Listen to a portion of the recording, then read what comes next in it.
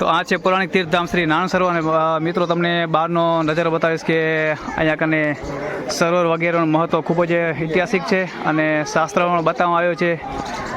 તીર્થધામમાં બ્રાહ્મણો દ્વારા અહીંયા કને તર્પણ ઇત્યાદિ વિધિ કાર્ય થાય છે, પૂજાપાઠ થાય છે.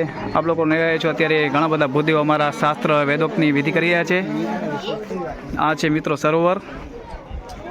આ પવિત્ર સરોવરનું ખૂબ જ ઐતિહાસિક મહત્ત્વ છે અને અહીંયા કને ઘણા બધા યાત્રિકો આવતા હોય છે પોતાના પિતૃનું અહીંયા તર્પણ કરી ઇત્યાદિ વિધિ કરી.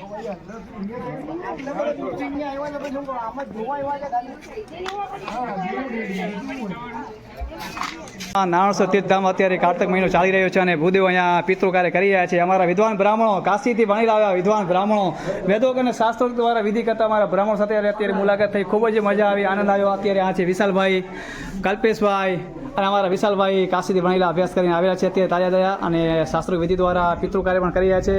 અને એનાથી વિશેષ મિત્રો અત્યારે તમને મુલાકાત કરાવીશ કે અમારા કાશીથી અભ્યાસ કરેલા અને કથાકાર શ્રી ઉજ્જવલભાઈ ઉપાધ્યાય અહીંયા કને અત્યારે વિધિ કરી રહ્યા છે. એમનો યજમાન શ્રી હર હર મહાદેવ, જય કાશી વિશ્વનાથ. જય વિશ્વનાથ. તો મિત્રો અત્યારે અમે નારાયણ તીર્થધામમાં ગયા છીએ બધા ભૂદેવોની મુલાકાત માટે.